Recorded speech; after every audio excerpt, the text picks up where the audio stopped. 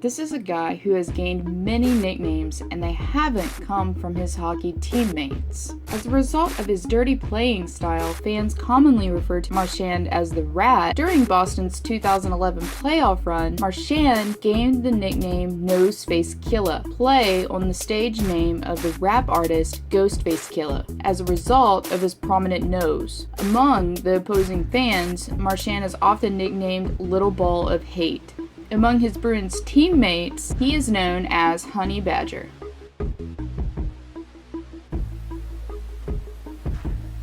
Given his vile trash talk on the ice, many people wouldn't see Brad Marchand standing up for the underdog. But back in 2016, Bruins Brad Marchand stood up to homophobia with a viral retort on Twitter. After a derogatory statement against homosexuals, Brad Marchand decided to tweet back. One Twitter user learned the hard way once Brad Marchand came back with a strong retort that was so strong that the offensive user decided to delete his account. Brad Marchand says, "This derogatory statement is offensive to so many people around the world. You're the kind of kid your parents are ashamed of." He might not be the kind of guy you want to play with on the ice, but he seems like a pretty good guy off of it.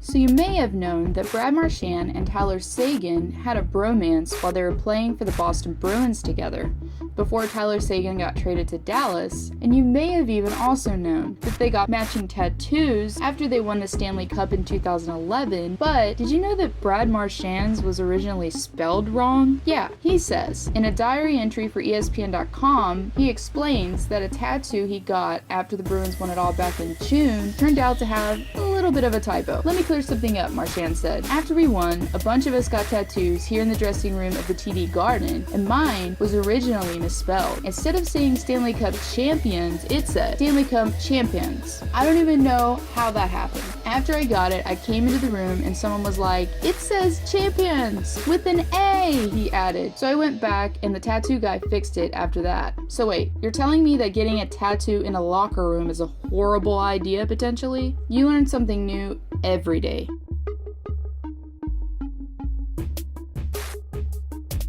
He actually had his day with the Cup on the same day as Hurricane Irene plowed into the East Coast. It was a large and destructive tropical cyclone which affected much of the Caribbean and East Coast and also left excessive floods and wind damage. But Brad Marchand didn't seem too affected. The Bruins winger actually started his day with the Stanley Cup on Monday with pouring an entire box of Cinnamon Toast Crunch into the cup, followed by the better part of a quart of milk. It may have not been his Wheaties, but for at least one day, Cinnamon Toast Crunch was the breakfast of champions. And it's unclear whether Marchand and the Cup actually watched cartoons during breakfast, but we can be left to speculate.